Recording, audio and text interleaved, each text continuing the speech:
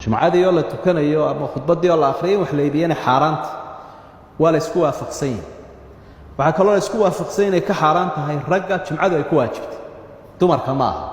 dumarka musaafiriinta dadka buka caruurtii adoomaha kuwa ma aha laakiin waa ragga baaliqiinta ee qaangaarka ah ee aqliga leh wax xilkoodu dhan yahay kuwa saa iibka noocaas oo xaaraan ka yahay dadka kale ee mesela dumarku ay ka mid yihiin iyagu ma iska shaqaysan karaan waqtiga way shaqaysan karaan cid ay wax ka iibinayaan haday yihiin dad iyagana aanay jumcadu ku waajibin waa dumar ishelay waa dumar iyo musaafiriin dad noocaas wax kala iibsanaya jumcada lagu lahayn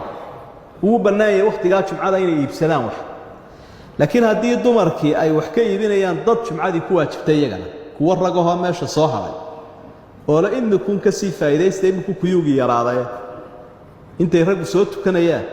mid baa wuxuu ma doonaysaa waqtiga telefoonku ugu wanaagsan yahay waa waqtiga salaada lagu jiro waqtiga biisi ma laha buu horay buu ka galaya internetkiyo oo isagu waqtiga xaq u jooga haday ummadii masaajidka gashay isaga yaa yiri telefoonku hadal ama message waxay ka mid tahay aqli xumada marka haddii dadkii aan jumcadu aanay ku waajibin dad jumcadu ay ku waajibtay ay wax ka iibinayaan xaraan weeyagana oo de qof xaraan ku jira inaad aduguna wax la baacmisharaysaa wax xaraan taa macnaheedu waxay jawaab u tahay hadduu ninkii hablihiisa iyo xaaskiisa yidhaahda sii iibiya dukaanka jumcadan tegayaa waxa la isweydiinayay ka iibinayaan de hadday rag ka iibinayaan jumcadu ay ku waajibto wax xaraan iyagana taasaanay u badantay marka waa in iibkii la joojiyo ee waqtiga waxa iyaduna meesha taala salaadii kale faralka ahaa iyo waqtiga la tukanayo wax ma la iibin karaa qofkani haddii uu qof jamcu uu ku waajibay ama qofka yaanu kuba waajibin mid uu ku waajibay wax ka iibinayo salaadii kaga mashquulayo salaadii faralka ahay jamceed hadduu kaga mashquulayo marka laftigeeda waxba ma iibin karo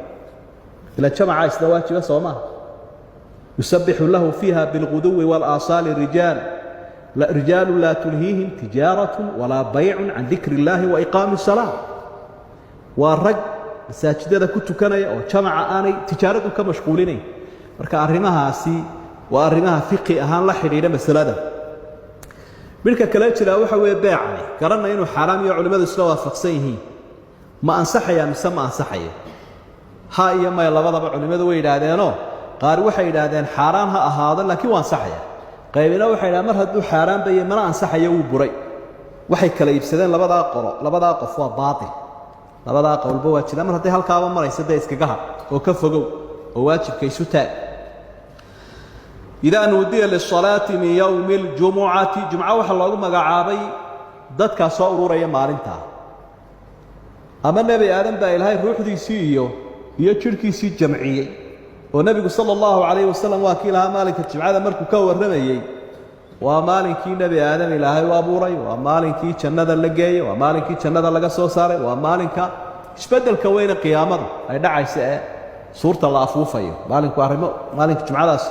wax badan buu leeyahay fiqi badan baa aadaanka ku jira oo fiqi badan baa yawmul jumca uu leeyahay halkeedaad ka daalacan doontaa laakiin ujaalatan si degdega inaha aynu inoo sii xuseynaya waa kuwa aynu sheegnay marka maalinkaasi wuxuu mudan yahay fursadiisa iyo saliga nabiga iyo saacatul ijaabiisa iyo degdega maalinka loo degdego salaada in intaba laga faa'iideysto fas'au ila dhikrillah ilaahay dhikrigiisa u degdega weyn